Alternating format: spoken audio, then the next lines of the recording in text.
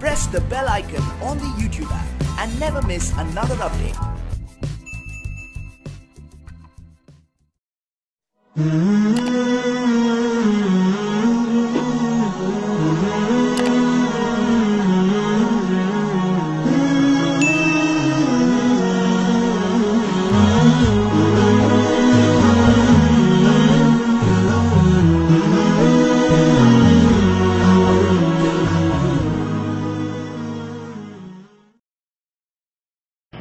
ونستعينه ونستغفره ونؤمن به ونتوكل عليه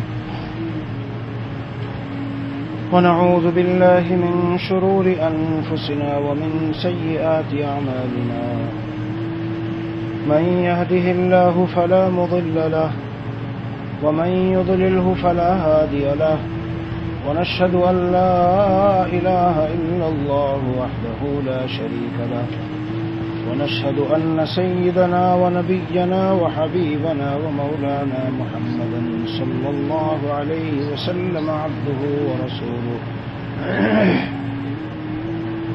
أما بعد فأعوذ بالله من الشيطان الرجيم بسم الله الرحمن الرحيم قل لن يصيبنا إلا ما كتب الله لنا وقال الله عز وجل وما أصابكم من مصيبة فبما كسبت أيديكم ويعفو عن كثير قال الله تبارك وتعالى ظهر الفساد في البر والبحر بما كسبت أيدي الناس ليذيقهم بعض الذي عملوا لعلهم يرجعون وقال رسول الله صلى الله تعالى عليه وسلم الدنيا سجن المؤمن وجنة الكافر وكما قال رسول الله صلى الله عليه وسلم. میرے بھائیو، بزرگو، دوستو اور آن لائن سننے والے میرے خاص احباب اور ماں اور بہنوں، الحمدللہ تقریباً ایک ہفتے سے توفیق الہی اور فضل خداوندی سے ہمارا یہ مذاکرہ اور آپس میں بیٹھ کر کچھ دینی باتیں اللہ اور اس کے رسول صلی اللہ علیہ وسلم کی آیات و احادیث کی کچھ تفسیر و تشریح و توضیح، اپنے بزرگوں اور اولیاء اللہ کے واقعات وغیرہ اس کے بیان کا سلسلہ چل رہا ہے. اللہ تعالیٰ کا فضل ہے، اس کا کرم ہے. اللہ تعالیٰ نافع بنائے، مفید بنائے، اپنی رضا کا ذریعہ بنائے. میرے بھائیوں، یہ غالباً ریاض کا آخری بیان ہے یا کل صبح کو آخری ہوگا. بہرحال سمجھ لو کہ آخری ہی سمجھیے آپ. تو اللہ عز و جل نے دل میں کچھ باتیں ڈالی، وہ عرض کروں گا. دیکھو، یہاں قیام کے دوران بھی اور اس سے پہلے بھی بہت سے خاص احباب جو اصلاحی تعلق رکھنے والے ہیں، انہوں نے احقر کو خطوط لکھے اور لکھتے رہتے ہیں، اور اپنے مسائل اور اپنے حالات اور اپنی پریشانیاں، اپنی الجھنیں اور جن حالات سے وہ گزر رہے ہیں ان سب کو بھی ان خطوط میں لکھتے ہیں اور بیان کرتے ہیں، اور علاج چاہتے ہیں کہ کوئی علاج بتا دیا جائے، دعا کی درخواست کرتے ہیں کہ دعا کر دی جائے. تو توفیق الہی، فضل خداوندی سے جی میں آتا ہے کہ ایک ایسا مضمون عرض کروں جو قدر مشترک ان تمام خطوط کے جوابات کے طور پر ہو جائے، اور تمام خطوط کے جوابات ہو جائیں. غور سے سننے والے جو اکثر اس وقت ماشاءاللہ یا تو حاضر ہوتے ہیں یا آن لائن سنتے ہیں، تو میں ان سے بس اتنا عرض کروں گا کہ ذرا توجہ اور دھیان کے ساتھ باتوں کو سنیں. میرے بھائیوں، سب سے پہلے ہمیں یہ جان لینا چاہیے کہ اللہ تبارک و تعالی نے مجھے اور آپ کو دنیا میں پیدا کر کے خالی نہیں چھوڑا کہ بس جاؤ جیسے جو جی چاہے جو مرضی ہو کرنا، میرا تمہاری تصرف، تمہارے اندر تصرف اور تبدیلیوں سے اور حالات میں انقلابات، اچھے یا برے تغیرات، واقعات اور روزمرہ کی زندگی میں پیش آنے والی چیزوں سے میرا کوئی تعلق نہیں، خود بخود سب ہوتا رہے گا۔ کسی کو اچھی ساس مل گئی اور کسی کو اچھے اخلاق والی بہو مل گئی، بس ویسے ہی مل گئی، بس ملنا تھا مل گئی۔ کسی کے والدین کسی کو بہت مشفق اور مہربان اور محبت کرنے والے مل گئے، اور کوئی والدین کے زیر سایہ رہ کر بھی پریشان۔ کسی کو اچھا شوہر ملا، کسی کا کاروبار اچھا، کسی کا کاروبار ذرا خراب، کوئی پہلے اچھے کاروبار پر تھا اب اچھا نہ رہا۔ یہ سارے جو واقعات ہوں گے اور ہو رہے ہیں میرے بھائی، اللہ تعالیٰ نے دنیا میں پیدا کر کے ہم کو نہیں چھوڑ دیا کہ بس یہ سب تمہارے ساتھ جیسا جس کا ہوگا پیش آتے رہیں گے، نہیں۔ اللہ تعالیٰ نے ایک نظام، اللہ تعالیٰ کا پوری زمین اور آسمان کے بیچ اور آسمانوں کے اوپر ساتوں آسمانوں تک عالم ملکوت میں اور تمام فرشتوں کے ساتھ جو ایک ترتیب ہے، جو نظام ہے، جو حکومت ہے، اور زمین میں بسنے والی مخلوقات کے ساتھ یہ بہت ہی مرتب ہے، منظم ہے، محکم ہے اور حکمتوں سے بھری ہوئی ہے۔ اللہ تعالی کا کوئی فعل چھوٹا یا بڑا، زمین میں پیش آنے والا کوئی واقعہ چھوٹا یا بڑا، ہمارے ساتھ پیش آنے والی کوئی حالت، غور سے سننا، چھوٹی یا بڑی، موافق یا ناموافق، ہماری مرضی اور چاہت کے مطابق یا ہماری مرضی اور چاہت کے خلاف جو بھی پیش آ رہی ہے، اللہ تعالی کی اس میں کوئی حکمت اور ہماری اس میں کوئی مصلحت اور فائدہ لازمی اور ضروری ہے، یقینی ہے، چاہے آنکھیں دیکھ رہی ہوں اور چاہے عقل سمجھ رہی ہو یا نہ سمجھ رہی ہو، عقل چاہے نظریں چاہے اس حکمت اور مصلحت کو چاہے دیکھ سکے اور ہماری عقل چاہے سمجھ سکے یا نہ سمجھے، لیکن میرے عزیزوں اور دوستوں، میری ماں اور بہنوں، جو بھی کنڈیشن بظاہر اچھی اور بظاہر بری، بظاہر موافق اور ناموافق جو بھی پیش آئی اور آ رہی ہے، اللہ تعالی کی کوئی حکمت اور ہم بندوں کی کوئی مصلحت ضرور ہے۔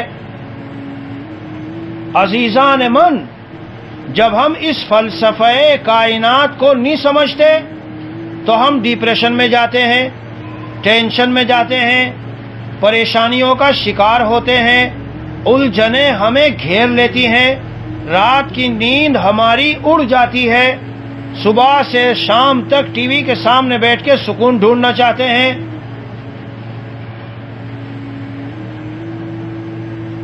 اللہ تعالی جو ہمارے خالق ہیں، جو ہمارے مالک ہیں اور جو ہمیں پالنے والے ہیں، جو ہمیں روزی اور دانہ اور روٹی اور ٹکڑا، چین اور سکون، عزت اور راحت، اچھا اعلی مکان، اوسط درجے کا مکان، ادنا درجے کا مکان، اچھی اعلی نوکری، اوسط نوکری، ادنا درجے کی نوکری، بہترین اعلی درجے کا معاش، اوسط درجے کا معاش، ادنا درجے کا معاش، کوئی لاکھوں میں کھیل رہا ہے اور کوئی ہزاروں میں اور کوئی بیچارہ سینکڑوں میں چل رہا ہے، اسے قدم قدم پہ سوچ سنبھل کے چلنا پڑتا ہے اور وہ لاکھوں والا مزے لے رہا ہے۔ اے میرے عزیزوں اور میرے بھائیوں، یہ سارا اس دنیا میں کیف متفق نہیں ہو رہا ہے، اللہ چلا رہے ہیں۔ نحن قسمنا بینہم معیشتہم فی الحیات الدنیا ورفعنا بعضهم فوق بعض، ہم نے معیشت کو دنیا میں تقسیم کیا ہے ان کے لیے، اور بعض کو نیچا بعض کو اوپر ہم نے کیا ہے، خود نہیں ہو گئے۔ وَلَوْ بَسَطَ اللَّهُ الرِّزْقَ لِعِبَادِهِ لَبَغَوْا فِي الْأَرْضِ، اگر اللہ تعالیٰ اپنے بندوں کے لیے رزق کے دروازے کھول دیتے اور خوب کشادہ کر دیتے تو وہ زمین میں فساد مچا دیتے۔ وَإِن مِّن شَيْءٍ إِلَّا عِندَنَا خَزَائِنُهُ وَمَا نُنَزِّلُهُ إِلَّا بِقَدَرٍ مَّعْلُومٍ، ہر چیز کے سارے خزانے ہمارے پاس ہیں، ہم جو مقدار مناسب ہوتی اس کے مقدار مناسب کے مطابق اتارتے ہیں، کیا مناسب ہے کیا نہیں ہے، کیا ہمارے لیے اچھی ہے کیا بری ہے، کیا ہمارے حق میں مفید ہے کیا مضر ہے، کس سے ہمیں نفع ہوگا کس سے نقصان۔ میرے عزیزو، ہم اپنی عقلوں سے فیصلے نہ لیں، اللہ پر چھوڑ دیں۔ اسی کو مجدد تھانوی رحمت اللہ علیہ نے فرمایا، بہت اونچی بات ہے، جس دن میں نے یہ ملفوظ پڑھا اور سنا تو مجھے اتنا نفع ہوا کہ مہینوں تک اس کا اثر، اس کا نور اور اس کی ٹھنڈک اور اس کا فائدہ دل میں محسوس ہوتا رہا۔ وہ کیا ہے؟ سنو غور سے سننے والوں اور سننے والیوں، ارشاد فرمایا ہماری تمام پریشانیوں کی جڑ تجویز ہے، اگر ہم تفویض پر آ جائیں تو تمام پریشانیاں اسی وقت میں ختم ہیں۔ یعنی کیا مطلب؟ میرا مکان ایسا ہونا چاہیے، صوفہ ایسا ہونا چاہیے، گاڑی ایسی ہونی چاہیے، اسٹینڈرڈ آف لائف یوں ہونا چاہیے، میرا سفر فلاں تاریخ میں ہونا چاہیے، فلاں مہینے میں سال میں میری شادی ضرور ہو جانی چاہیے، شادی کے 2 سال بعد میرے گھر میں بچہ ضرور ہونا چاہیے، جب میں کاروبار کر رہا ہوں مجھے ترقی ضرور ملنی چاہیے جیسے فلاں کو ملی، جب میری وہی ڈگری ہے تو جو ڈگری فلاں کی ہے تو مجھے بھی اس جیسی جاب ملنی چاہیے، میری بیوی کو میرے لیے ہر قیمت پر فرمانبردار ہونا چاہیے، ہر قدم پر میری خدمت گزار ہونا چاہیے، میرے اماں ابا کو میرے ساتھ یہ والا سلوک کرنا چاہیے، صبح کو شام کو میرے لیے ایسے ایسے یہ معاملات اور یہ چیزیں پیش آنی چاہیے، یہ کہلاتی ہے تجویز۔ میرے عزیزو، ہماری ساری پریشانیوں کی جڑ تجویز ہے۔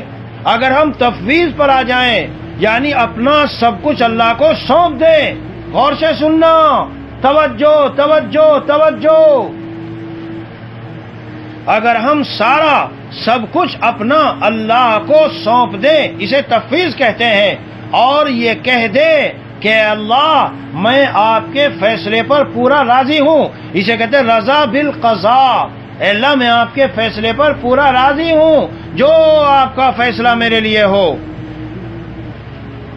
موافق حالات کا فیصلہ ہو میں راضی ہوں، مخالف حالات کا فیصلہ ہو تو میں بھیک تو مانگتا ہوں یہی کہ میرے لیے مخالف حالات نہ ہو، میں کمزور ہوں، بندہ ہوں، صبر کے لائق نہیں ہوں، لیکن اگر آپ نے بھیج دیے کیونکہ آپ زیادہ علم رکھتے ہیں اور آپ کو میرے منافع زیادہ معلوم ہے، مجھے معلوم نہیں ہے، تو اے اللہ میں آپ کے فیصلے پر پھر راضی ہوں۔ جوان اولاد ہے آپ نے لے لی، موت آ گئی، اے اللہ میں راضی ہوں، بیوی ہے پاک دامن ہے، عفت معاب ہے جی، اور سب کچھ صفات ہیں، لیکن مزاج میں تیزی ہے، اے اللہ میں راضی ہوں، یہ تیز مزاج والی بیوی میرے لیے کس کس موقع پر خیر کا سامان فراہم کرے گی مجھے نہیں پتا، لیکن آپ کو علم ہے، اس لیے اگر یہ تیز مزاج ہے میں راضی ہوں، میرا شوہر دیندار بھی ہے، میرا خیال بھی رکھتا ہے، مجھے راحت و آرام بھی پہنچاتا ہے، لیکن اس کی کچھ باتوں سے مجھے اذیت اور تکلیف ہے۔ اے اللہ میں راضی ہوں۔ ایک ہے تجویز، ایک ہے تفویض۔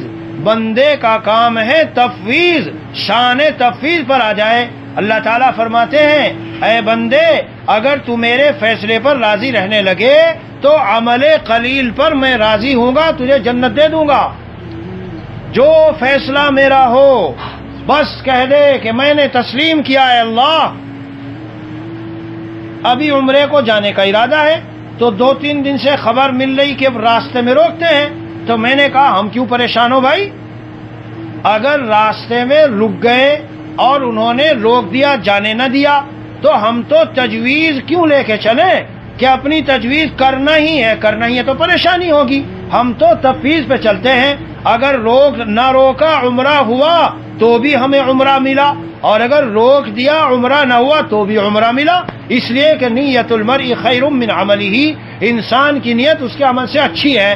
جب کوئی نیت کسی کام کی ہو جائے اور پکا ارادہ نیک کام کا ہو جائے اور پھر اسے کر نہ سکے تو اللہ اس کا اجر دیتے ہیں۔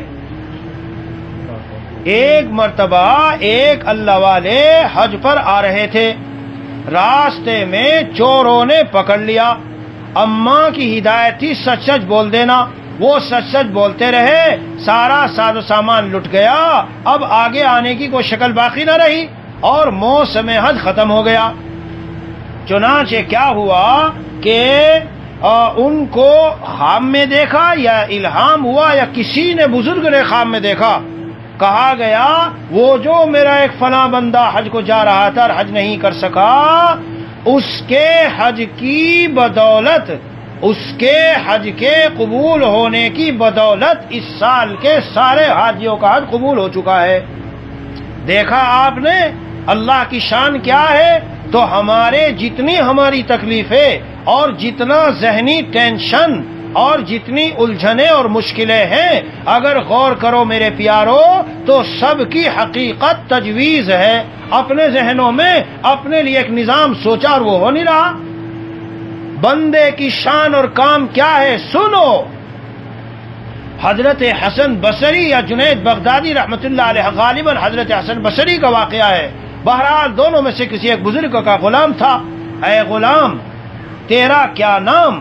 کہا غلاموں کا کوئی نام نہیں ہوتا، جس نام سے آقا پکارے وہ غلام کا نام۔ اے غلام تیری کیا خوراک؟ کہا غلام کی کوئی خوراک نہیں ہوتی، جو خوراک جو کھانا آقا دے دے وہ۔ کہا اسی طرح تیسری اور ایک بات پوچھی، جی تو حضرت حسن بصری رحمت اللہ علیہ بے ہوش ہو کے زمین پر گر گئے اور کہنے لگے اے غلام تو نے تو آج ہمیں غلامی اور بندگی کا صحیح معنی مطلب سمجھا دیا، ہم تو اپنے ذہن میں پتہ نہیں کیسی کیسی تجویزیں رکھتے ہیں۔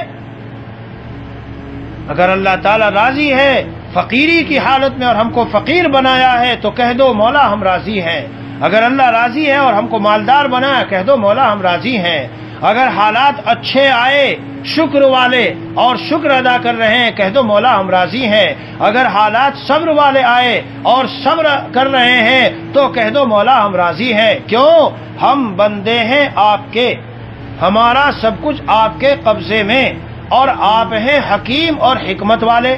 مولانا شف علی تھانوی رحمت اللہ علیہ فرماتے ہیں اللہ کا ہر عمل مومن بندے کے لیے ضرور فائدہ لیے ہوئے ہے، ضرور اس مومن بندے کا نفع لیے ہوئے ہے۔ سوال یہ ہے کیسے؟ حضرت نے عقلی طور پہ سمجھایا۔ مثلا اللہ تعالیٰ نے ہمیں بخار دیا، اب 4 شکلیں ہیں۔ شکل نمبر 1، یہ بخار خامخواہ دے دیا، نہ اللہ کا کوئی فائدہ نہ بندے کا کوئی فائدہ، یہ تو ہو نہیں سکتا کیونکہ اللہ حکمت والے ہیں۔ چلو شکل نمبر 2، یہ بخار اللہ نے ہمیں دیا ہے، اللہ کا 100% کوئی فائدہ ہے اس لیے دیا ہے، یہ ناممکن، اس لیے کہ اللہ کی الوہیت اور خدا کی خدائی اور اللہ کی بزرگی و بڑائی میں کسی طرح کی کوئی کمی نہیں ہے کہ ہم سے کوئی نفع اٹھانا چاہے اللہ تعالیٰ اور اللہ کی بڑائی اور بزرگی میں کوئی اور کچھ حصہ بڑھ جائے، یہ محال ہے۔ اچھا اب یہ ہے کہ اس میں نہ اللہ کا بالکل نفع نہ بندے کا بالکل نفع، اللہ کا 100% نفع نہیں، بندے کا آدھا اور اللہ کا آدھا۔ فرمایا یہ بھی ناممکن، اس لیے کہ اللہ تعالیٰ نہ آدھا نفع کے محتاج نہ پورے کے، اللہ تعالیٰ بالکل پاک ہیں، لہذا چوتھی شکل طے ہو گئی کہ اس میں 100% نفع بندے ہی کا ہے۔ میرے پیاروں، میرے عزیزوں، میرے دوستوں، جب بات یہ ٹھہری تو خطوں میں اور واٹس ایپ پہ جو خطوط ہیں ان میں بے چینی پریشانی کا اظہار ناگوار ناموافق حالات سے کیوں؟ ایسا کیوں؟ اللہ پر نظر نہیں ہے کیا؟ شاہ عبدالعزیز محدث دہلوی رحمۃ اللہ علیہ کے زمانے میں کسی آدمی نے جا کے ان سے اصرار کیا، حضرت شریعت و طریقت و حقیقت کا معنی سمجھا دو۔ ٹال دیا، پھر دوبارہ، پھر تبارہ۔ جب اصرار بہت بڑھا تو فرمایا دہلی کی فلاں مسجد میں جاؤ، 3 آدمی بیٹھے ہیں اور تینوں سر جھکائے بیٹھے ہوئے اللہ کی یاد میں، تینوں کی کمر پر ایک ایک مکہ مارنا، تینوں کی کمر پر ایک ایک مکہ مارنا۔ چنانچہ وہ گئے اور جا کر پہلے والے کی کمر پہ مکہ مارا تو وہ اٹھا اور اتنی ہی زور سے اس کی کمر پہ مکہ مارا۔ دوسرے والے کی کمر پہ جیسے اس نے مارا تو گردن اٹھا کے صرف اس نے دیکھا کیا ہوا، کون ہے، اور سر جھکا کے پھر اللہ کی یاد میں مشغول ہو گیا۔ تیسرے والے کی کمر پہ جب مارا تو اس نے سر بھی نہیں اٹھایا، ایسے ہی اللہ کی یاد میں مست بیٹھا رہا۔ جا کے شاہ عبدالعزیز محدث دہلوی سے کہا کہ حضرت آپ نے جو کہا تھا کام کیا میں نے؟ ہاں تو بتا کیا ہوا؟ حضرت پہلے والے نے تو یہ کیا کہ جب میں نے مکہ مارا تو اس نے اٹھا کے مجھے مارا۔ کہا اس نے شریعت پر عمل کیا، شریعت اجازت دیتی ہے کہ جتنا جتنا جس نے تمہیں ستایا اتنا اتنا ستا لو، ایک گالی دی دے لو، ایک منہ پہ تماشا مارا مار لو، اس نے جہاں جہاں جو جو تمہیں نقصان پہنچایا پہنچا لو، یہ ہے شریعت، مجرم نہیں ہوگے۔ جزاء سیئۃ سیئۃ مثلھا، برائی کا بدلہ اس جیسی برائی۔ اصل میں جو بدلہ ہے سیئہ نہیں، یہ تعبیر ہے مشابہت مشاکلت کی وجہ سے یہ لایا گیا، ورنہ وہ تو بدلہ ہے، بدلہ اس جیسی اتنا مار لو۔ اور دوسرے والے نے جو تمہیں دیکھا اور دیکھ کر پھر اللہ کی ذکر میں مشغول ہو گیا، اس نے طریقت پر عمل کیا۔ طریقت اللہ والا ہونا ہم کو کیا سکھاتا ہے؟ فمن عفا واصلح فاجرہ علی اللہ، جو معاف کر دے اور اصلاح کر لے تو اس لیے اس نے معاف کر دیا۔ اس نے کہا میاں کیا کرو گے، بدلہ لے کے چھوڑو، معاف کرو، کیا فائدہ ہوگا معاف کرنے سے؟ اے میری ماؤں بہنوں، شوہر سے، ننند سے، ساس سے، پڑوسی سے، خاندان والوں سے، بھابھی سے، اس سے، اس سے تکلیف پہنچ رہی ہے، کیا فائدہ ہوگا معاف کرنے کا؟ سنو کیا فائدہ ہوگا۔ بنی اسرائیل کا ایک شخص اللہ کے دربار میں جب حاضر ہوا جی تو اللہ تعالیٰ نے فرشتوں سے کہا پوچھو کیا نیکی لایا؟ فرشتوں نے پوچھا تو کہا بالکل خالی ہوں، ایمان کے سوا کچھ نہیں ہے۔ اللہ عز و جل نے کہا پوچھو کچھ تو ہوگی اس کے پاس، تو کہا کہ ویسے تو نہیں لیکن ایک چھوٹی سی بات یاد آتی ہے، اور وہ بات یہ ہے کہ میں ایک بزنس مین آدمی تھا، تاجر، لوگ قرض مانگتے تھے میں ان کو قرض دے دیتا تھا۔ ایک بات سنو یہاں رک کے، جتنی دن کسی نے کسی کو قرض دیا تو اتنے دن اسے اس کا صدقے کا ثواب ملتا ہے۔ پھر اس نے 1 مہینے کے بعد کہا پلیز مجھے مزید ایکسٹینشن کر دو، 1 مہینے کے بعد اور لے لو، اب اس قرضے کے ڈبل کا ثواب ملتا ہے، ڈبل کے صدقے کرنے کا ثواب۔ یہ بیچ میں بات آئی، لیکن نمبر 2 بات بھی بیچ میں بتا دوں، آج کل قرض دینے کا زمانہ نہیں رہا، بہت ہی کوئی معتمد اور معتمد خاص ہو تو دے دو، مفتی رشید صاحب فرماتے ہیں کہ پوری زندگی میں جس کو قرضہ دیا ہے واپس نہیں آیا، بلکہ محبتیں اور قرابتیں اور تعلقات بھی ٹوٹ کے ختم ہو جاتے ہیں۔ ایسا کوئی واقعہ ہو، وہ آیا 10,000 کے دے دو، لو بھائی 1,000 لے لو لیکن مجھے واپس نہ دینا، یہ بس تمہیں ویسے ہی دے رہا ہوں۔ بہرحال تو جب وہ قرض لیتا تھا تو میں دیتا تھا، اب مہینے کے بعد ایکسٹینشن کرایا، چلو 2 مہینے، چلو 3 مہینے، تو میں مہلت دیتا رہتا تھا۔ اور بعض بیچارے غریب فقیر ایسے ہوتے تھے کہ وہ تو دے ہی نہیں سکتے تھے، تو میں ان کو معاف کر دیتا تھا، درگزر کر دیتا تھا، جاؤ وہ چھوڑو کوئی بات نہیں، میں نے معاف کیا۔ اللہ تعالیٰ نے فرمایا اے فرشتوں خلاصے حدیث پیش کر رہا ہوں، اے فرشتوں اسے کہہ دو تو نے دنیا میں رہتے ہوئے معاف کرنے کی صفت کو اختیار کیا تھا، تو یہ معاف کرنے کی صفت تو میری ہے، جاؤ آج میں نے تمہارے ساتھ معافی کا معاملہ کیا اور تمہیں میں نے معاف کر دیا۔ یہ ہے وہ فائدہ معاف کرنے کا۔ اب دنیا میں کیا سمجھ میں آوے؟ دنیا میں تو یہ لگتا ہے مجھے کیوں ستایا جا رہا ہے، یہ مجھے کیوں پریشان کر رہا ہے۔ بہرحال یہ تھی طریقت درگزر کرو میاں، چھوڑو، کہیں میں پڑو گے چکر میں کہ اس سے میں بدلہ لوں اور یہ کروں، بدلے میں بھی تو صلاحیت خرچ ہوتی ہے، ٹائم خرچ ہوتا ہے، بدلے میں بھی صلاحیت اور ٹائم خرچ ہوتا ہے۔ اسی لیے اللہ والے اپنی ذات کے معاملات میں کبھی بدلہ نہیں لیتے۔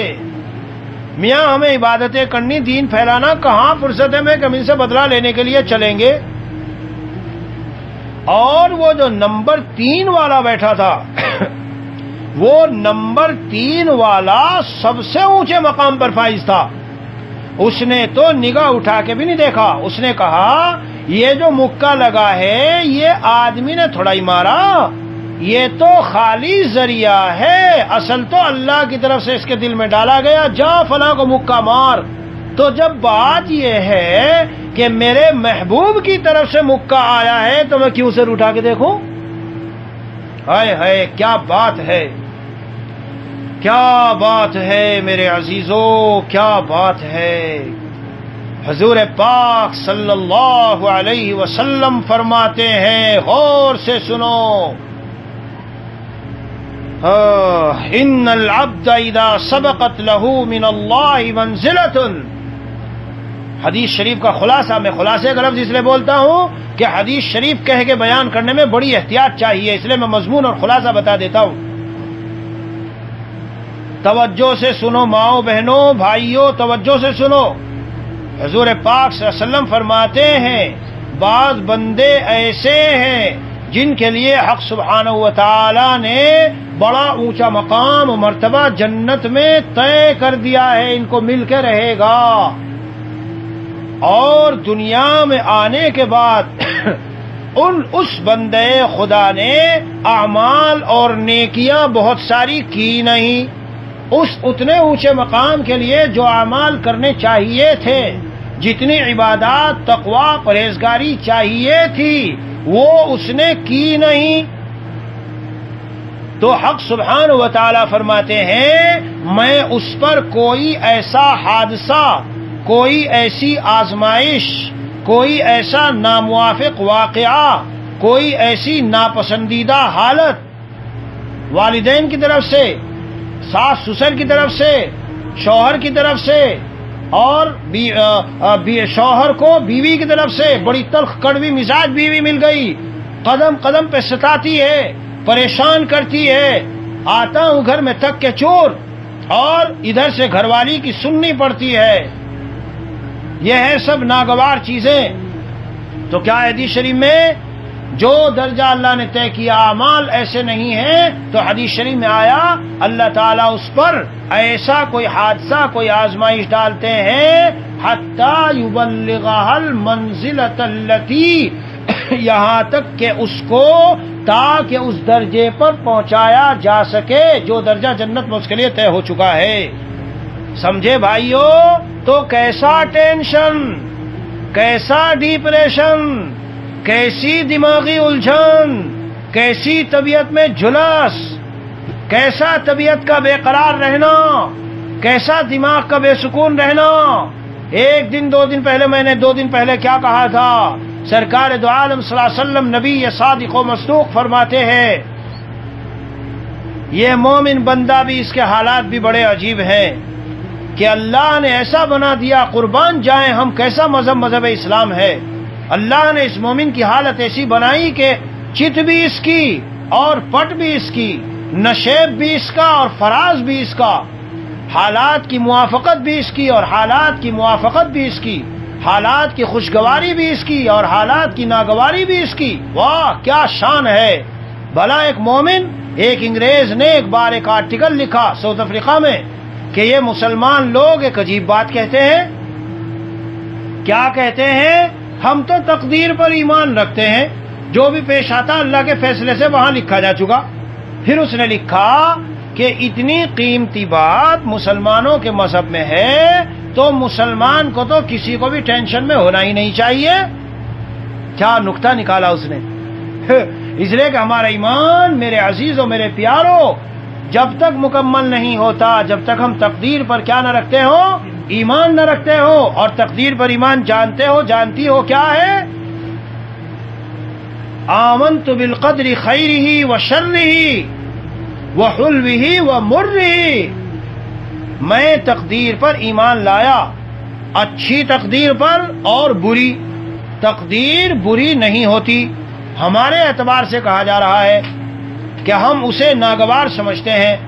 وحلوہ ومرہ، اور میں تقدیر پر ایمان لایا میٹھی پر اور کڑوی پر، یعنی میں ایمان لایا جو خوشگوار حالات اچھے اچھے ہیں وہ بھی اللہ بھیج رہے ہیں، اور جو ناگوار ناپسندیدہ طبیعت چیزیں پیش آ رہی ہے وہ بھی اللہ کی طرف سے آ رہی ہے۔ یہ ایمان مکمل نہیں ہوتا جب تک تقدیر پر ایمان نہ ہو۔ جب صورتحال یہ ٹھہری تو دوستو ٹینشن کیسا؟ شوہر گھر میں آیا، بیوی تیش میں غصے میں آ کے کچھ بول دی۔ میں ایمان بیان کر رہا ہوں، ایمان، میں سلوک کے اعلیٰ مقامات آپ کو سمجھا رہا ہوں، غور سے سنو۔ بیوی نے جیسے ہی بولا فوراً اس کی دماغ کی ریل چل جانی چاہیے۔ کیا؟ اللہ تعالی نے اس وقت میں میری بیوی کے مزاج کو یہ سخت کیا ہے اور تند تلخ اور کڑوا کیا ہے، اور اللہ ہی کی مشیت و ارادے و فیصلے سے میری بیوی کے زبان پر یہ جملے آئے، تو جب بات یہ ٹھہری تو میں اللہ کے فیصلے پہ ناراض کیوں ہوں؟ میں کیوں پریشان ہوں؟ مجھے کیوں غصہ آئے؟ جب بات یہ ہے کہ یہ اللہ کے فیصلے سے آ رہا ہے۔ اوئے ہائے ہائے ہائے ہائے، اللہ والوں کے یہاں مجالس میں کیا کیا ملتا ہے۔ میرے شیخ مسیح الامت رحمۃ اللہ علیہ ایک مرتبہ فرماتے تھے ایک بادشاہ نے اپنے غلام کو ککڑی کھلائی، وہ کھا لی اس نے، پھر دوسرے دن کھلائی، کھا لی، کافی دنوں تک کھلاتا رہا، مزیدار کر کے کھا گیا۔ ایک دن بادشاہ نے جو ککڑی کھلائی تو وہ ککڑی تھی کڑوی۔ اب وہ بادشاہ کو پتا کہ ککڑی کڑوی ہے، غلام کو دی لکھا لے، تو غلام اس ککڑی کو بڑے مزے لے لے کے چپ چپ کر کے کھا گیا۔ بادشاہ نے پوچھا ارے غلام یہ تو بڑی کڑوی ککڑی تھی، جواب دیکھو اور اپنے لیے سبق حاصل کرو۔ غلام نے کہا بادشاہ سلامت، جو میرا آقا اور میرا بادشاہ پوری زندگی مجھے میٹھا میٹھا عمدہ عمدہ کھلا رہا ہو، اگر ایک ککڑی کڑوی آ جائے تو کیا میں اسے تھو کر دوں گا؟ تو میرے پیارو، جسم دیا، صحیح سلامت دیا، اچھا کھانا پینا دیا، اچھا لباس دیا، اچھی گاڑی دی، آرام سے سعودی میں اقامت دے دی، جب چاہے مکہ چلے جائیں بیت اللہ دیکھ لے، جب چاہے مدینہ چلے جائیں روضہ اقدس پہ حاضری دے دے، یہ نعمتیں نہیں ہیں؟ تو جس اللہ نے نعمتوں کے انبار لگا دیے ہوں، اگر ایک بیوی کی تلخ اور کڑوی باتیں برداشت کر لیں گے تو کیا ہو جائے گا؟ پلس اس میں بھی اپنا نفع۔ اس لیے میں نے آیت جو پڑھی جہاں سے شروع کیا تھا، قل اے نبی آپ کہہ دیجئے لن یصیبنا الا ما کتب اللہ لنا، ہم کو ہرگز نہیں پہنچے گی مگر وہ چیز جو اللہ نے ہماری منفعت کے لیے لکھ دی۔ میرے شیخ رحمت اللہ علیہ، شاہ حکیم مختار صاحب رحمت اللہ علیہ فرماتے تھے، حضرت تھانوی رحمت اللہ علیہ ارشاد فرماتے ہیں لنا اے لنفعنا، منفعت والا لام ہے، علینا مضرت کے لیے ہوتا ہے، لنا منفعت کے لیے، یعنی جو بھی حالت اللہ نے ہماری لکھ دی اس حالت میں ہمارا انجام کار نفع ضرور ہے۔ یہ لفظ بڑھا دیا میں نے، انجام کار۔ آپ نے صبر کیا بیوی کی حرکتوں پر، نالائقیوں پر اور اس کے نافرمان ہونے پر آپ نے صبر کیا۔ اب آپ کہیں گے انجام کار فائدہ مولوی صاحب کیا ہے میرا؟ انجام کار فائدہ کیا ہے؟ اللہ نے قرآن میں فرمایا، کیا فرمایا؟ ان اللہ مع الصابرین، بے شک اللہ صبر کرنے والوں کے ساتھ ہے۔ اللہ نے قرآن میں فرمایا صابرین کے بارے میں، اولئک علیہم صلوات من ربہم ورحمہ، ان کے اوپر خاص صلوات و رحمتیں ہوں گی اللہ کی طرف سے۔ حدیث شریف میں حضور صلی اللہ علیہ وسلم نے فرمایا جس نے اپنے غصے کو پی لیا حالانکہ وہ نافذ کر سکتا تھا، تو شوہر قادر ہے کہ اٹھا کے ڈنڈا بجائے یا گالیاں دے یا گھر سے نکالے، لیکن اس نے غصہ پیا۔ من کظم غیظا وهو يقدر على ان ينفذه، جس نے غصے کو پی لیا اور اسے قدرت ہے کہ وہ نافذ کر دے، تو دعاہ اللہ علی رؤوس الخلائق، اللہ تعالیٰ ساری مخلوقات کے سامنے اس کو بلائیں گے اور کہیں گے یہ حوریں جتنی نظر آ رہی ہے ان حوروں میں سے جو تجھے اچھی لگے وہ چھانٹ لے اپنے لیے۔ اور ایک حدیث شریف میں کیا فرمایا؟ جس نے غصے کو پیا جی اور وہ نافذ کر سکتا تھا، ملا اللہ جوفہ امنا و ایمانا، اللہ اس کے اندر کو امن، پیس اور ایمان سے بھر دیں گے۔ لگتا بظاہر کیا ہے؟ اس نے غصہ دلا کے میرا دماغ خراب کر دیا۔ بہت اونچی بات سن لو، بہت اونچی بات، بہت اعلیٰ درجے کی بات عرض کر رہا ہوں، سن لو غور سے۔ اپنی طبیعت کو حلیم اور بردبار بنا لو، زندگی میں کبھی پریشانی نہیں ہوگی انشاءاللہ۔ صفت ہی حلم کی آ گئی، جس نے گالی دی تو بھی ٹھنڈا، جس نے تعریف کی تو بھی ٹھنڈا۔ حضرت گنگوہی رحمت اللہ علیہ فرماتے ہیں ہم کو حضرت حاجی صاحب اپنے شیخ کی خدمت میں رہ کے کیا ملا؟ بہت قیمتی بات یاد آئی ہے۔ یہ والی بات بھی قیمتی ہے جو حلم والی ہے۔ حلم والی بات قیمتی کیا ہے ابھی سمجھ میں نہیں آئی آپ کے؟ چند دن تکلف کے ساتھ بتکلف اپنے کو حلیم اور بردبار بنا کے دیکھو۔ وہ جو ایک مزاج ہے نا، ناموافق بات پیش آتے ہی سر کے بالوں سے پیروں کے ناخن تک، بلکہ پیروں سے سر تک پورا چہرہ لال اور سرخ اور اندر طبیعت میں انقلاب۔ ابھی بتاؤں گا اس کو۔ یہی تو ہے پریشانی کا سامان۔ اگر ہم حلیم ہو جائیں، بردبار ہو جائیں، بھائی جو کہہ رہا ہے کہنے دو، اگر وہ بات میرے اندر ہے تو غور کرو، توبہ کرو اس سے، اور اگر میرے اندر نہیں ہے تو کیا اس کے کہنے سے میرے اندر ہو جائے گی؟ یا اللہ کے ہاں جب میں پہنچوں گا اس کے کہنے کی وجہ سے مجھے عذاب ہوگا؟ نہیں، بالکل نہیں۔ تو پھر پریشانی کا کیا مطلب؟ میرے عزیزوں، کچھ فرشتے آسمانوں میں ہیں جن کی تسبیح یہ ہے کیا؟ سبحانک علی حلمک بعد علمک وعلی عفوک بعد قدرتک۔ اللہ اکبر کبیرہ، کیا بات ہے!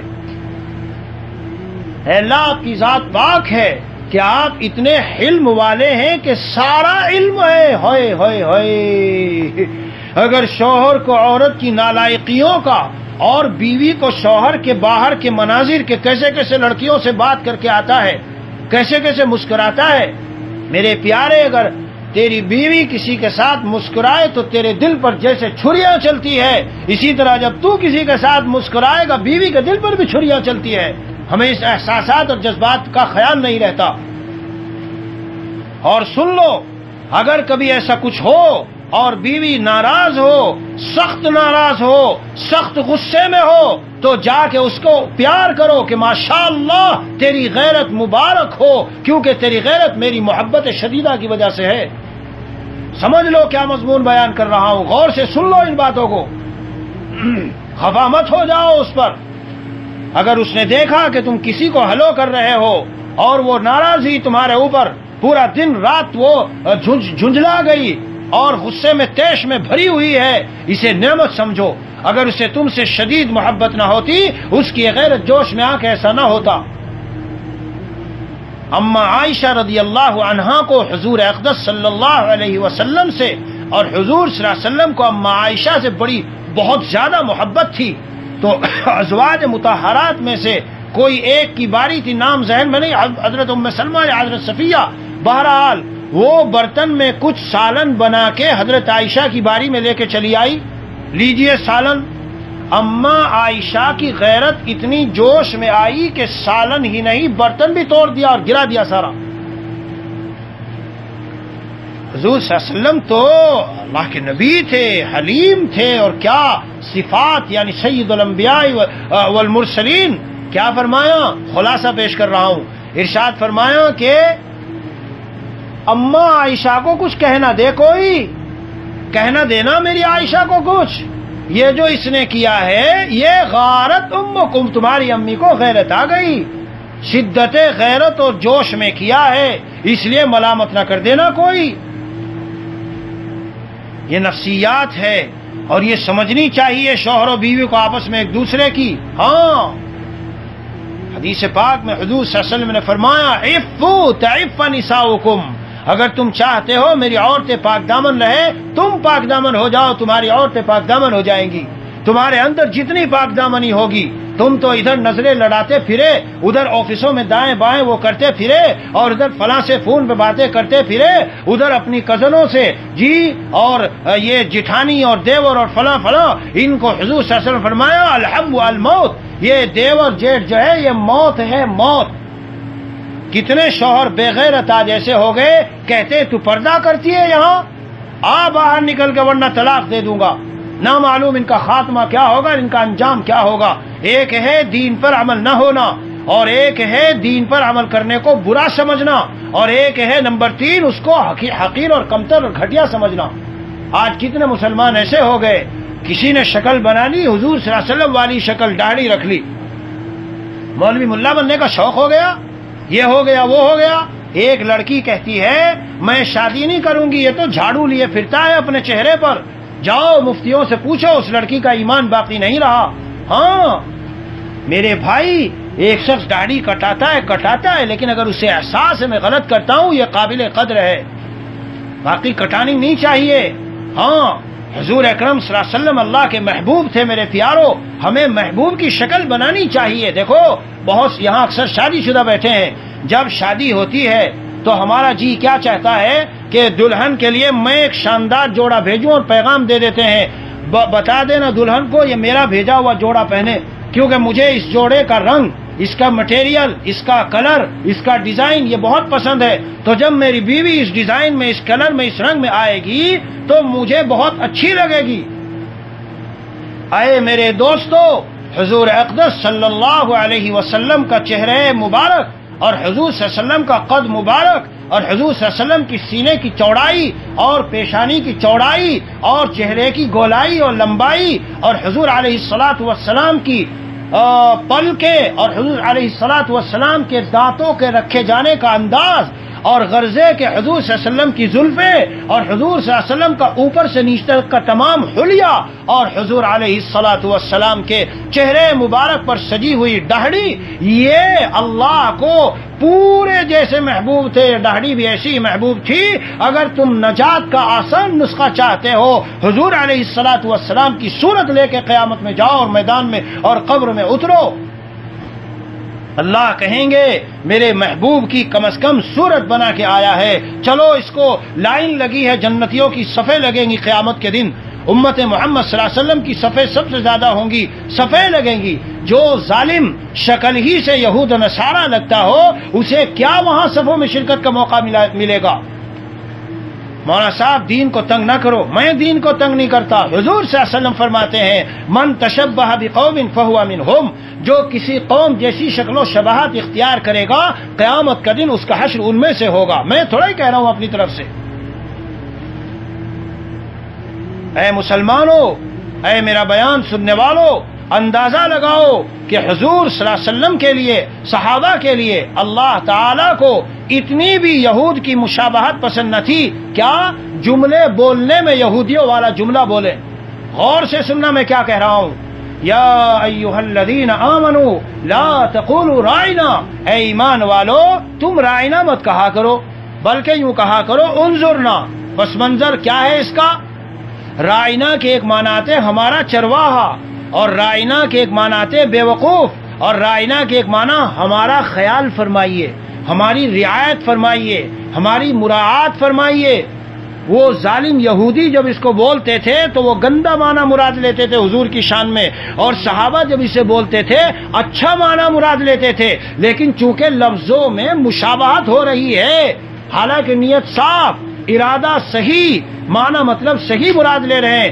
اللہ کو اتنا گوارا نہ ہوا صحابہ کے لیے، فرمایا میں نہیں چاہتا تم کلمات میں بھی یہود کے مشابہ ہو جاؤ، تم انظر نہ کہا کرو، ہم پر نظر کرم کیجئے، نظر عنایت کیجئے۔ دیکھا بھائیوں آپ نے، آج تو ہم اپنی شکلیں ان جیسی بنائے پھرتے ہیں، پینٹ شرٹ پہنے ہوئے، ٹائٹ پینٹ شرٹ اسلام میں منع ہے، جہاں ہمارا سطر کا سائز نظر آتا ہو یہ منع ہے، اور پھر داڑھی کٹا کے فرق نظر نہیں آتا یہ مسلمان ہے کہ غیر مسلم، سلام بھی کرے تو کیا خیال کر کے کرے۔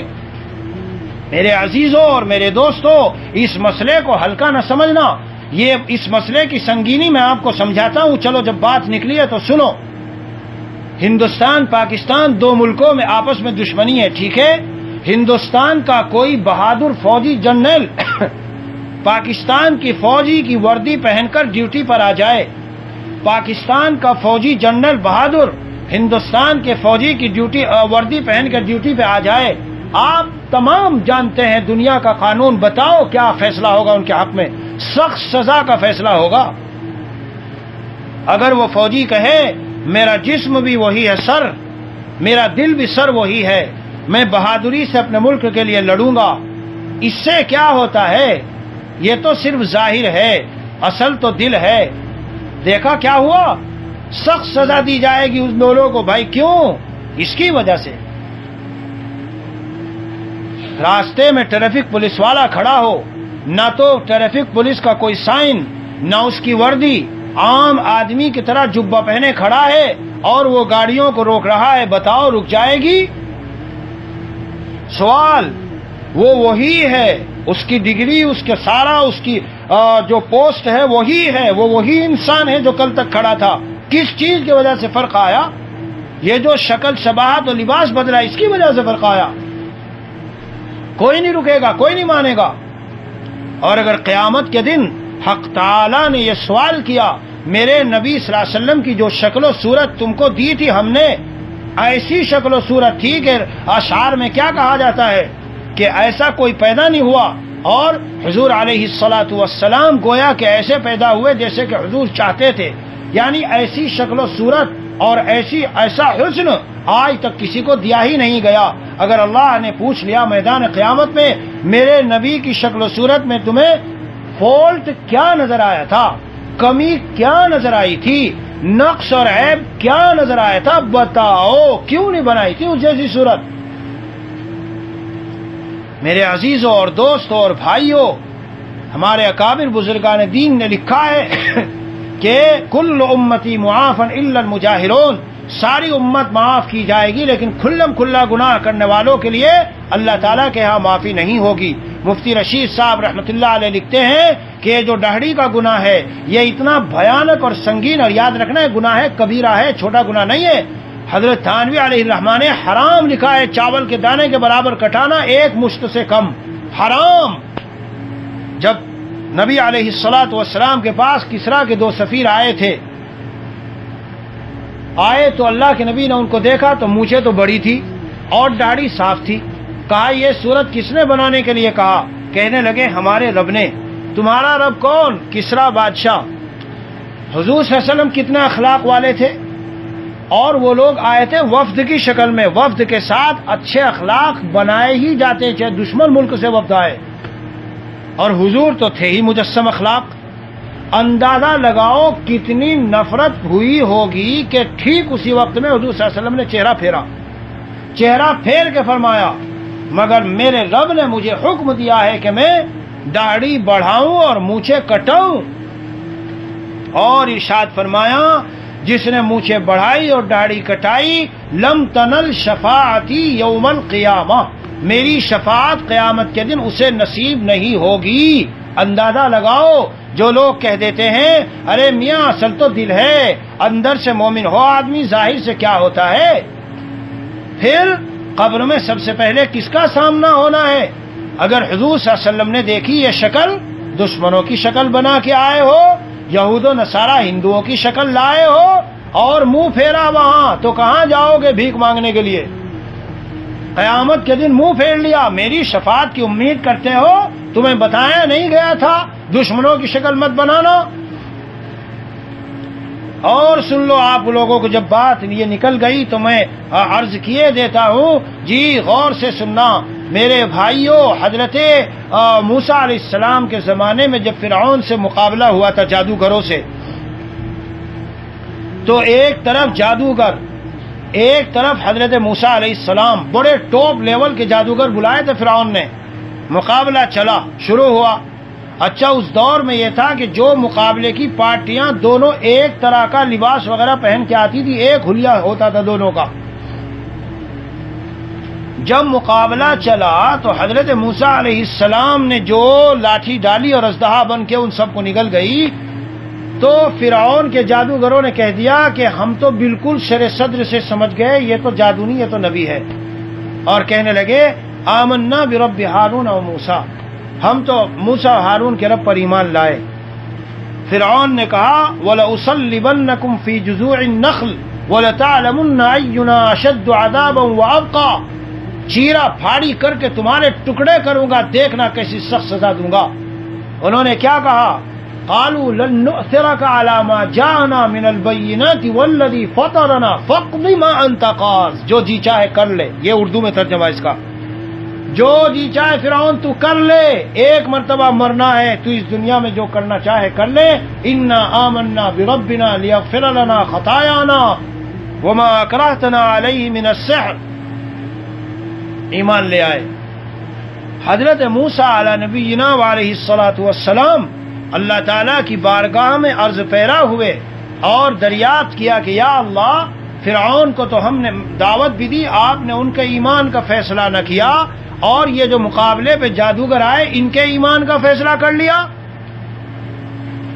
جواب آیا کہ اے موسیٰ، جب یہ مقابلے میں آئے میدان میں، یہ تمہاری طرح کا حلیہ شکل و صورت بنا کے آئے تھے، اور تم میرے پیارے ہو، تو مجھے اپنے پیارے کی پیاری صورت بنا کر آنے پر ان پر پیار آ گیا، اس لیے میں نے ان کو اپنے پیاروں میں شامل کر لیا۔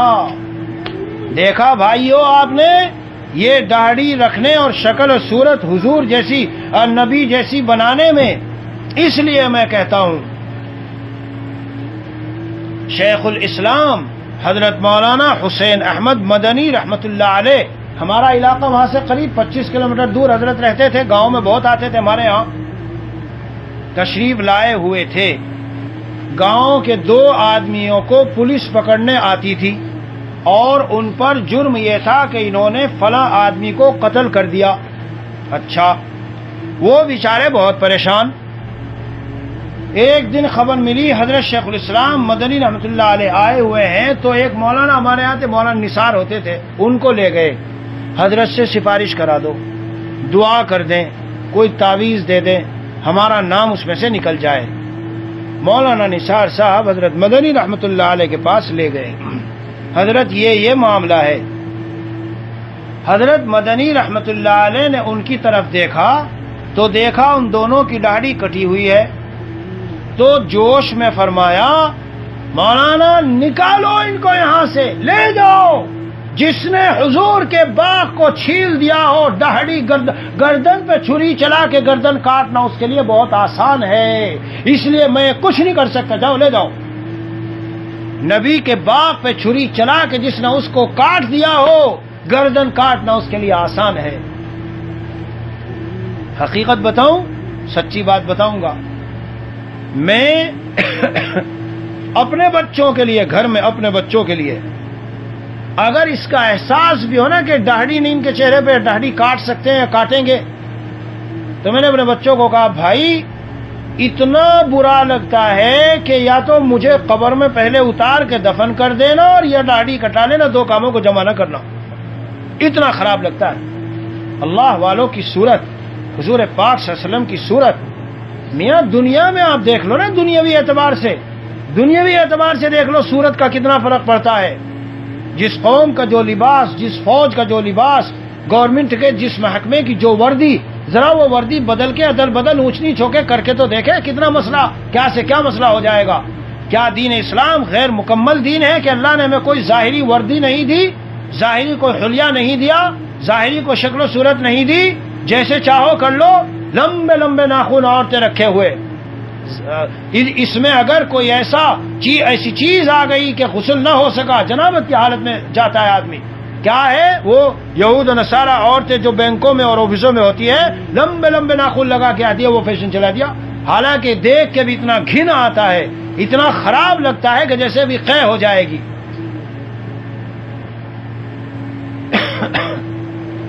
کیا ہوا؟ ابھی قصہ پورا نہیں ہوا، کیا ہوا سنو آگے۔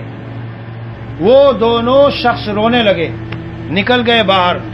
مولانا نثار صاحب سے کہا حضرت معاف، کیا کریں ہم تو مٹ گئے۔ ایک اللہ والا ناراض ہو گیا، کیا ہوگا ہمارا؟ کہا کہ کیا ہوگا، چلو دوبارہ معافی مانگو، داڑھی رکھنے کی بات کر لو نا، کیا زور پڑ جائے گا، قیامت آ جائے گی داڑھی رکھ لو گے تو۔ انہوں نے کہا جی بہت اچھا، ٹھیک ہے، پکا ارادہ، چلو۔ لے گئے مولانا اندر، لے جا کے کہا حضرت انہوں نے فیصلہ کر لیا کہ داڑھی رکھنی ہے۔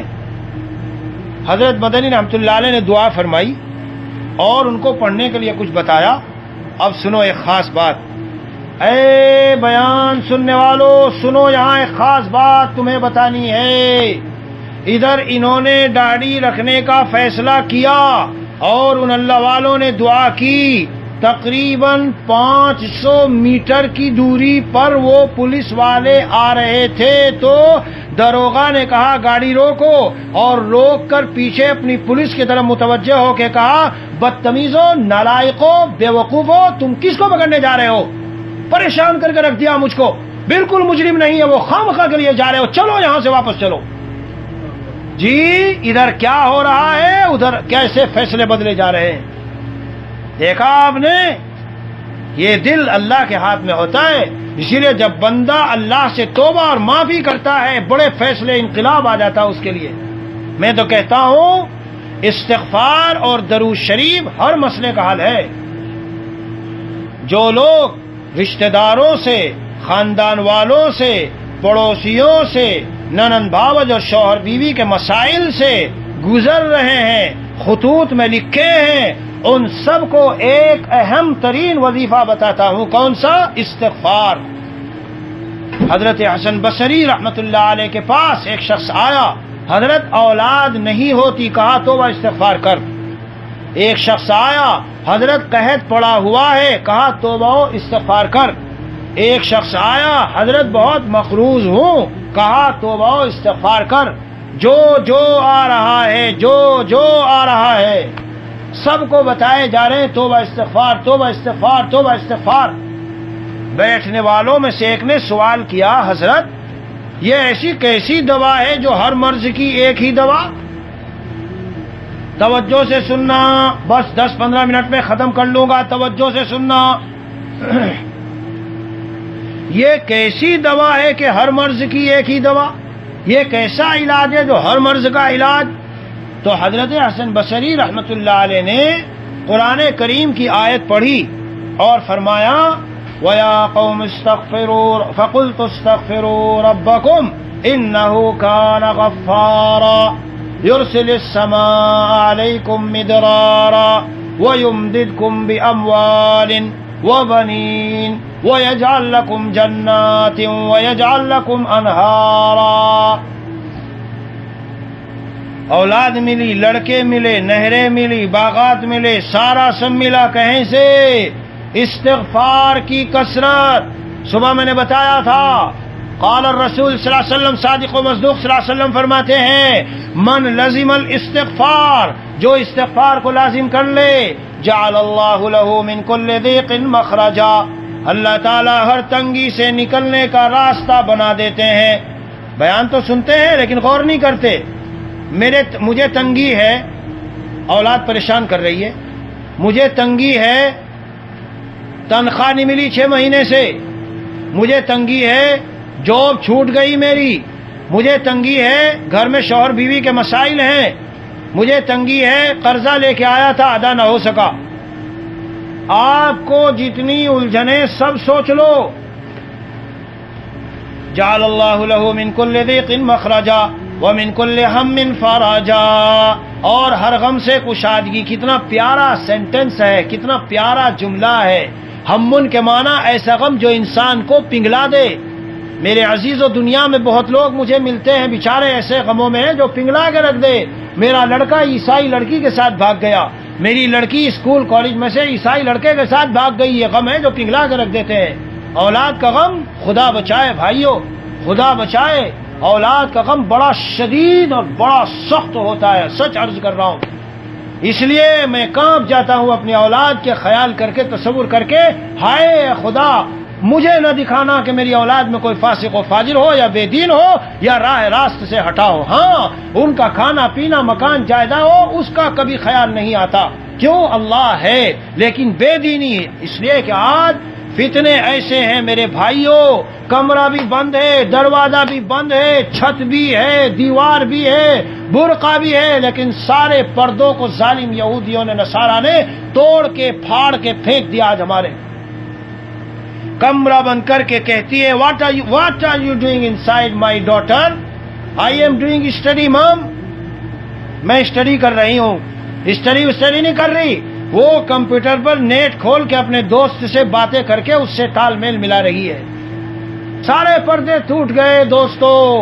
خطرناک دور سے گزر رہے ہیں، خدا کی قسم خطرناک دور سے گزر رہے ہیں. روزانہ اپنی اولاد کے لیے کچھ گرم گرم آنسو اللہ کے سامنے گرا لیا کرو.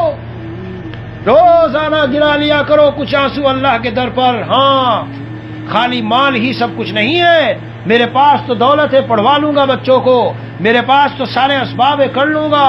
نہیں، عاجزی، بندگی، توبہ، استغفار. اللہ میرے اعمال کی مجھے اولاد کی شکل میں سزا نہ دینا. یوں مانگا کرو دعا، اللہ میری بدعمالی کی سزا مجھے اعمال کی شکل، میری اولاد کی شکل میں نہ دینا کہ میں ان کو فاسق و فاجر دیکھوں، داڑھی مڑائے پھر رہے. اللہ کی توفیق سے عقل خوب مانگتا ہے، خوب مانگتا ہے. کیوں؟ ایسا لگتا ہے جیسے اولاد کو اگر فاسق و فاجر دیکھا تو شاید ہارٹ اٹیک ہو کہ ہم زمین میں اسی دن دفن ہو جائیں گے، اتنی تکلیف ہوتی ہے.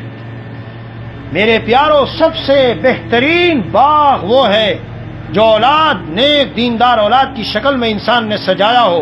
وہ ہے بہترین پھول پھلواریاں، اور وہ ہے باغ، وہ ہے باغ. یہ ہے سعادت کی بات. ہاں، تو استغفار پر بتایا گیا ہر غم سے اللہ بچا لیں گے. اور وَرَزَقَهُ اللَّهُ مِنْ حَيْثُ لَا يَحْتَسِبُ، اللہ ایسی جگہ سے روزی دیں گے جہاں وہم و گمان نہ ہو. اس جملے میں کیا چھپا ہوا ہے؟ اس جملے میں یہ چھپا ہوا ہے، دماغ سے مت سوچو، عقل مت لڑاؤ، کہاں سے کیا ہوگا.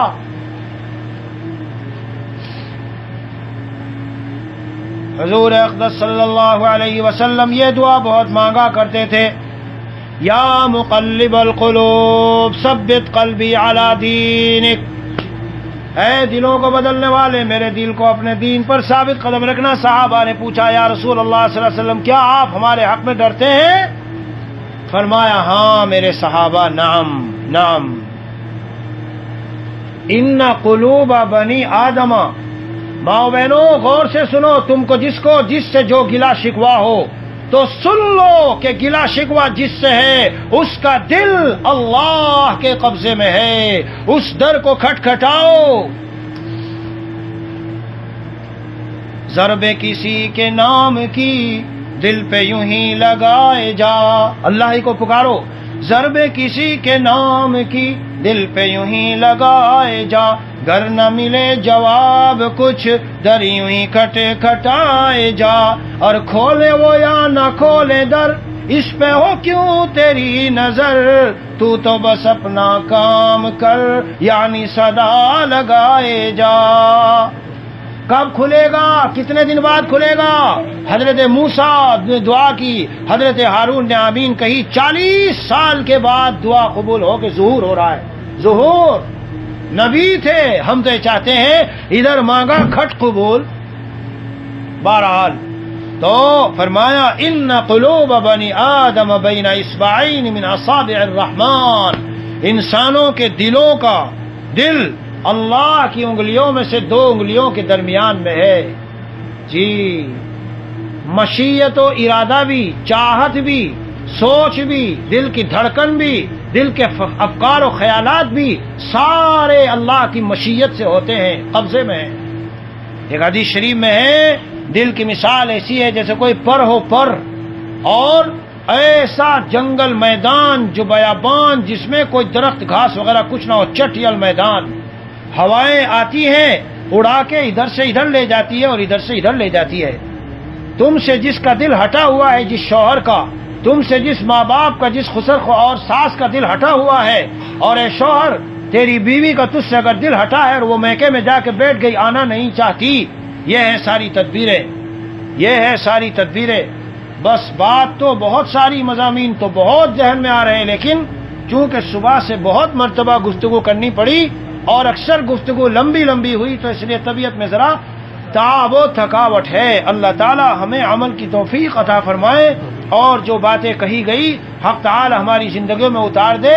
میرے بھائیوں، تقریباً ہم جتنے بیٹھے اور سننے والے ہیں، روزمرہ کی زندگی کے بے شمار مسائل کا ان میں حل، جو باتیں آج ہوئی اس میں حل موجود ہے. بس ضرورت ہے کہ ہم غور کریں اور ذرا صبر سے کام لیں. میرے پیارو، حدیث شریف میں حضور صلی اللہ علیہ وسلم نے فرمایا، وہ حدیث یاد آ گئی، شاید مفتی عبداللہ یاد دلاتے. اس میں یاد آیا کہ اس مومن کی عجیب شان ہے. ان اصابت ہو، اس کی تو ساری حالتیں اچھی اچھی ہے. اگر کوئی اچھی حالت پہنچے اس پر یہ شکر کرے. شکر کا مطلب سمجھے ہو؟ عام طور سے جانتے نہیں. عورت شکر کرے، یا اللہ اتنا اچھا شوہر ملا، میں اس کی مستحق نہیں تھی، بلا استحقاق ملا ہے. یا اللہ یہ خسر اور ساس جو ملے، اتنی عزت اور پیار مجھ کو دیتے ہیں، یہ سارا بلا استحقاق ملا ہے. شوہر شکر ادا کرے، یا اللہ اتنی عفت ماں، پاک دامن عورت، دیندار، تقوی والی، پڑھنے پڑھانے والی مجھے ملی، یہ اللہ کی نعمت ہے آپ کی، میں اس کا مستحق نہیں تھا. جب تک اپنا استحقاق سمجھو گے شکر نہیں ہے. شکر جب ہے جب یہ سمجھو میں اس لائق نہیں تھا، اس لائق نہیں تھی. تو خیر، جب کوئی اچھی حالت پہنچے اللہ کا شکر ادا کرے. تو we are reaching to our destination via شکر. اور اگر کوئی بری حالت ہو، ناگوار ہو، ناموافق ہو تو صبر کریں. تو in that case also we will reach inshallah to our destination but via صبر. جدہ جانا ہے، گاڑی میں بیٹھ کے چلے جاؤ، جہاز میں بیٹھ کے چلے جاؤ، بس میں بیٹھ کے چلے جاؤ، بھائی کیسے بھی پہنچے تو وہیں. تو جب دونوں صورتوں میں منزل مل رہی ہے مسلمانوں اور مومن مردوں عورتوں، تو ٹینشن کیوں ہے؟ پریشانی کیوں ہے؟ ناگواری الجھن کیوں ہے؟ اللہ کے فیصلے پہ راضی رہنا چاہیے. میرے شیخ رحمت اللہ علیہ نے ایک مقام پر ایک شخص کے بہو اور بیٹا گزر گیا تھا ایکسیڈنٹ میں، ان کو تسلی دیتے ہوئے فرمایا تھا اخلاص سے بھی اونچا مقام رضا بالقضاء کا ہے، اللہ کے ہر فیصلے پر راضی رہنا. اللہ تعالیٰ اس قال کو ہمارا حال بنا دے. یہ جو قول بھائی بولنا آسان ہے، ہاں اللہ تعالیٰ ہمارا حال بنا دے. اور دیکھو چلتے چلتے ایک بات، ہمیشہ اللہ سے عافیت مانگنا. حالات نہیں مانگنے چاہیے، آزمائش کو نہیں سوچنا چاہیے، نہ مانگنی چاہیے. آ جائے تو صبر ہے، نہ اس کی تمنا، نہ اس کی دعا، نہ اس کا مانگنا، نہ اس کی خواہش، نہ اس کی آرزو. نہیں نہیں نہیں نہیں نہیں. اللہ والوں کی باتیں بڑی عجیب ہوتی ہے. میرے شیخ رحمت اللہ علیہ، حضرت مسیح الامت رحمت اللہ علیہ، کبھی کبھی نزلہ زکام ہوتا تھا نا تو خادم بتاتے تھے جب سب نکل کے چلے جاتے تھے اور حضرت ہیں کمرے میں اور خادم ہے وہاں، تو اللہ تعالیٰ سے دعا میں بتاؤں کیا کہتے تھے؟ ہاتھ اٹھا کے کہتے تھے یا اللہ تعالیٰ میں نہیں اتنا طاقتور، کیا آپ مجھے نزلہ زکام دے دے؟ میں نے کب دعویٰ کیا کہ میں طاقتور ہوں؟ میں تو بہت کمزور ہوں، کسی بھی طرح کی آزمائش کے لائق نہیں ہوں، اللہ مجھے تو آپ عافیت دے دو، میں نہیں طاقت والا، نہ میں نے کبھی دعویٰ کیا نہ کبھی سوچا، میں تو بڑا آپ کا بہت کمزور والا بندہ ہوں۔ یوں دیکھا کیا ابدیت ہے؟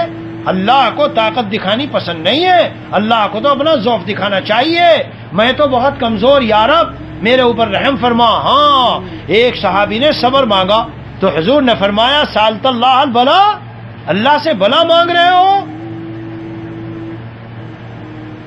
اسی لیے ہمارے حضرت والا رحمۃ اللہ علیہ کے سامنے ایک شخص ایک شعر پڑھ رہا تھا اور اس میں اسی طرح کا تھا، ہم تو مصیبتوں میں بھی یوں ہوتے ہیں۔ حضرت نے فوراً ٹوک دیا کہ یہ شعر اچھا نہیں ہے، ہاں آ جائے تو صبر کی بات ہے، لیکن مانگنا، تمنا رکھنا، چاہنا یہی چاہیے کہ عافیت ملے۔ اسی لیے جنگ مانگی نہیں گئی اور جنگ کی تمنا بھی نہیں کی گئی، لیکن جب آ جائے تو پھر کہا گیا کہ اب جم کے لڑو۔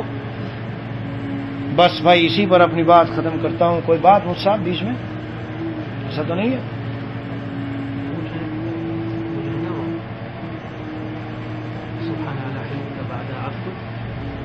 سبحانک علی حلمک بعد علمک، جی یہ وعلی عفوک بعد قدرتک نہیں آ پایا تھا کہ اللہ آپ پاک ہیں کہ آپ جانتے بھی سب کچھ ہیں اور پھر آپ حلم کرتے ہیں۔ شوہر کو بیوی کی ساری حرکات کا پتہ تھوڑا ہی ہوتا ہے، بیوی کو شوہر کی تھوڑا ہی ہوتا ہے، استاد طالب علموں کی ساری حرکات کہاں جانتا ہے؟ باپ اپنی اولاد کی غرض یہ ہے ہم تو عیوب پر پورے مطلع ہوتے بھی نہیں، اللہ تو جو خفیہ خفیہ چھپکے انسان سمجھتا ہے چھپ کے کر رہا ہوں، ظالم تجھے اصل جس سے ڈرنا چاہیے وہ دیکھ رہا ہے، نہ معلوم کل ایکسیڈنٹ ہو آنکھیں جاتی رہے، کس سے چھپنے کی کوشش کر رہا؟ کہاں کہہ رہا ہے کہ میں چھپا ہوا ہوں؟ تو پورا علم ہے، پھر اللہ تعالی علم اختیار کرتے ہیں، اور پوری قدرت بھی ہے، جکڑے ہوئے اللہ کی قدرت میں ایسی سزا دے کہ ابھی لقمہ اندر جا کے بیٹھ جائے، ایسی سزا دے کہ پانی کا گھونٹ ابھی حلق کے اندر اٹک جائے، نہ معلوم کیا سے کیا کرنے پر اللہ قادر ہے۔ ہاں بہرحال تخلقوا باخلاق اللہ، اللہ کے اخلاق ہمیں اختیار کرنے چاہیے۔ وہ ایک آدمی ماں حنیفہ کے پاس گیا تھا نا کہ انسان کے پاخانے کا ذائقہ کیسا ہوتا ہے؟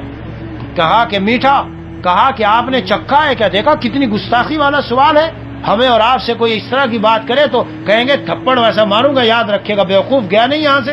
لیکن امام صاحب نے فرمایا بھائی چکھا تو نہیں، لیکن جو چیز میٹھی ہوتی ہے مکھی اس پہ بیٹھتی ہے اور اس پہ مکھی بیٹھتی ہے، اس لیے کہہ رہا ہوں۔ ہائے ہائے ہائے، یہ تھے صبر والے، حلم والے، مقام تھا ان کا۔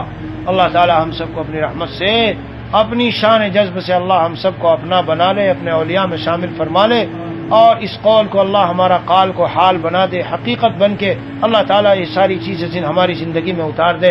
وصلی اللہ تعالی علی خیر خلقہ سیدنا و مولانا محمد وعلی آلہ واصحابہ اجمعین۔ سبحان ربک رب العزة عما یصفون وسلام علی المرسلین والحمد للہ رب العالمین۔